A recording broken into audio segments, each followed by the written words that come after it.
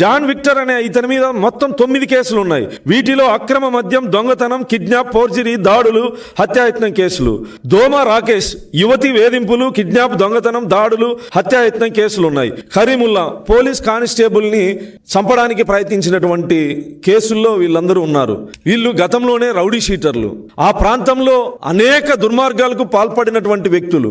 కేవలం వైఎస్ఆర్ కాంగ్రెస్ పార్టీ ఏదో రకంగా ఉనికిలో ఉండాలి, ఏదో రకంగా ఉనికిలో ఉండాలనుకున్నప్పుడు కనీసం అతని పార్టీలో ఉన్నటువంటి నాయకులైనా దేనికి స్పందించాలి, దేనికి స్పందించకూడదనే ఇంకిత జ్ఞానం కూడా లేకుండా పోయిందంటే కేవలం వైఎస్ఆర్ కాంగ్రెస్ పార్టీని ఉనికిలో పెట్టాలి, తెలుగుదేశం కూటమి ప్రభుత్వాన్ని అప్రతిష్ట పాలు చేయాలి. నీకు దళితుల మీద నిజంగా అంత చిత్తశుద్ధి ఉంటే, నిజంగా నీకు అంత చిత్తశుద్ధి ఉంటే భారతదేశంలోనే దాడులు, హత్యలు నీ హయాంలో దేశంలోనే నెంబర్ 1 స్థానంలో వచ్చినప్పుడు కనీసం SC/ST అట్రాసిటీ యాక్టును, శాంతి భద్రతలను కనీసం సమీక్షించినటువంటి సందర్భం ఏదైనా ఉందా? ఎన్ని దుర్మార్గాలు జరిగాయి? 1, 2, 3?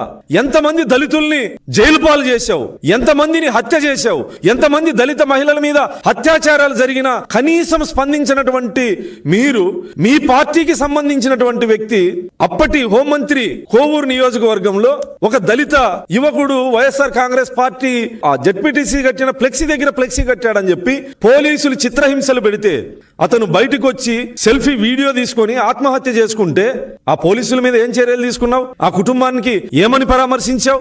ఎక్కడైనా ఒక్కటి నీ గత ప్రభుత్వంలో 5 సంవత్సరాల్లో దళితుల మీద జరిగినటువంటి దమనకాండలో ఏ ఒక్క రోజైనా ముఖ్యమంత్రిగా బాధ్యతగా ఆ కుటుంబాలని పరామర్శించి గాని, లేదా దారుణాలకు పాల్పడినటువంటి వ్యక్తుల్ని శిక్షిస్తున్నట్లు గాని, శిక్షిస్తామని గాని ఎక్కడైనా చెప్పినటువంటి దాఖలాలు ఉన్నాయా?